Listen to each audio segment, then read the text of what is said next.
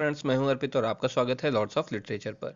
दोस्तों, आज हम जिस पोएम को डिस्कस करेंगे उसका नाम है night of the scorpion. Night of the scorpion Indian Zoish poet और आर्ट क्रिटिक निसिम एजेकिल की एक बहुत ही इंटरेस्टिंग पोएम है। और ये पोएम पोएट की माँ को एक स्कॉर्पियन के डंक मारने और माँ के बच्चों के प्रति प्रेम के बारे में है। तो आइए चलिए शुरू करते हैं इस पोएम को। इसका पहला स्टैंजा देखते हैं। I remember the night my mother was stung by a scorpion। यानी कि मुझे वो रात याद है जब मेरी माँ को क्या हुआ था, एक स्कॉर्पियन ने डंक मार दिया था, स्टंग किया था। 10 hours of steady rain, यानी कि 10 घंटे तक लगातार बारिश ने हैड ड्रिवन हिम, उसको जो है ढकेला था या मजबूर किया था, या जिस वजह से वो आया था, to crawl beneath the sack of rice, एक राइस की यानी कि चावल की बोरी के नीचे आश्रय पाने के लिए, अपने आप को छुपाने के लिए। पार्टिंग विद इज पॉइजन, और यहाँ पर उसने क्या किया, उसने जो उसका पॉइजन है उससे जो उसको किस चीज से अलग किया, फ्लैश ऑफ डायबॉलिक टेल, उसकी जो डायबॉलिक मतलब होता है भयानक, डायबॉलिक का मतलब है भयानक, भयंकर, नर्क जैसा, डरावना।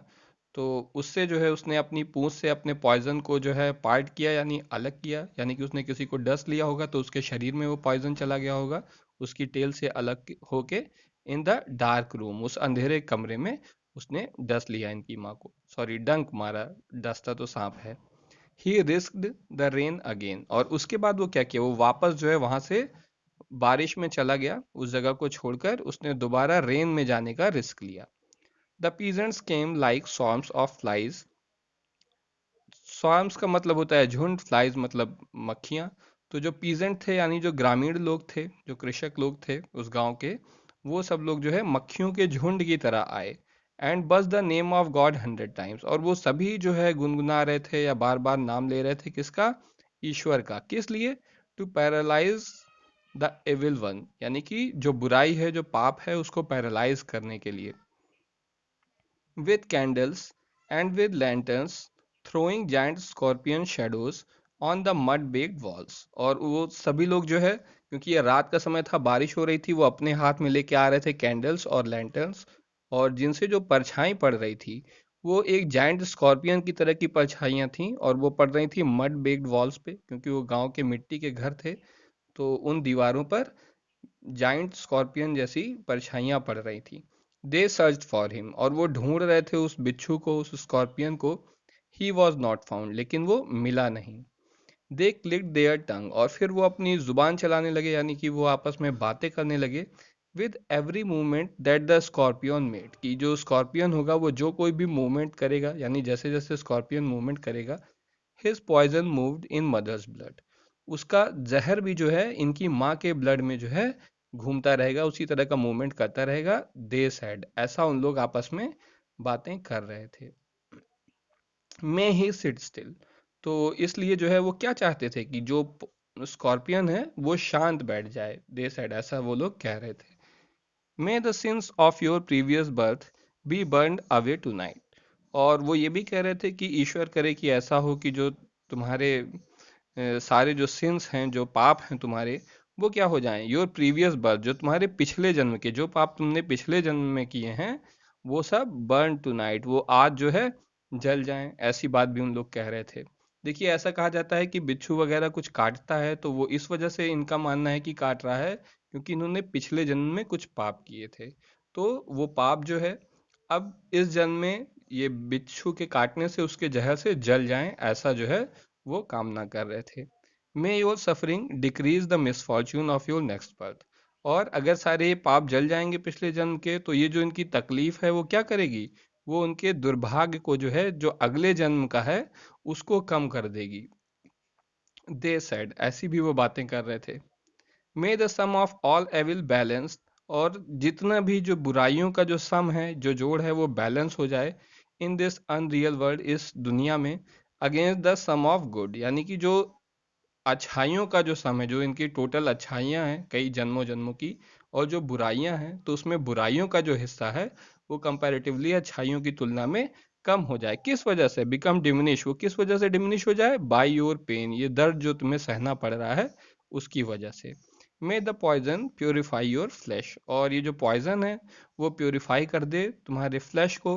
फ्लैश का मतलब होता है मांस, यानी इसे शरीर के लिए कहा जाता है कि जो तुम्हारा फ्लैश है यानी तुम्हारा ये जो शरीर है जो कि डिज़ायर से बना हुआ है, और जो तुम्हारी ये स्पिरिट है जिसमें एम्बिशन है, इसको ये पेन प्योरीफाई कर दे।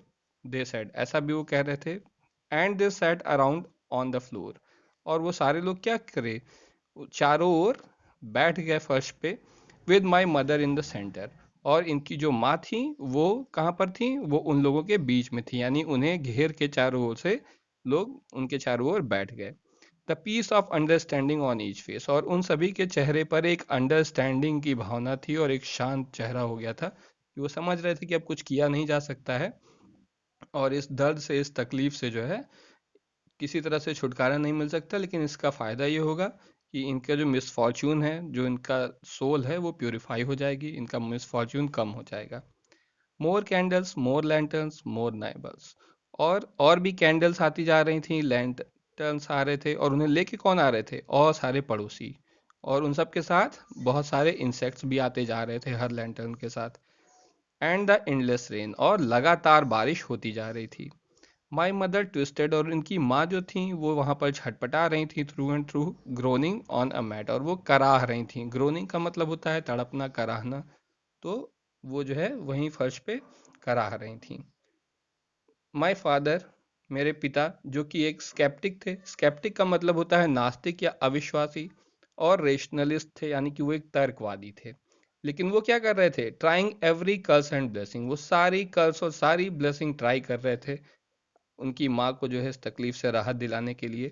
और उन्होंने क्या क्या ट्राई किया, पाउडर, तरह तरह के पाउडर डाले, मिक्सचर का यूज़ किया, हर्ब का यूज़ किया, हाइब्रिड का यूज़ किया, और यहाँ तक कि उन्होंने जो है, पोर मतलब होता है डालना, ए लिटिल पैराफिन, थोड़ा सा उन्होंने पैराफिन भी डाला। पैराफिन मतलब मिट्टी का तेल या केरोसिन ऑयल जिसे कहा जाता है, वो भी उन्होंने डाला अपॉन द बिटेन टो, यानी कि जिस जगह पर टो पर, जहाँ बिच्छू ने काटा हुआ था, वहां पर उन्होंने थोड़ा सा पैराफिन भी डाला, और put the match to it, और उसके ऊपर माचिस लगा दी, यानी उसे जला दिया। आई watch the flame feeding on my mother, और मैंने जो है उस फ्लेम को, मेरी माँ को जो है फीड करते हुए देखा, यानी उन्होंने उस हिस्से को जलते हुए देखा उनके शरीर के।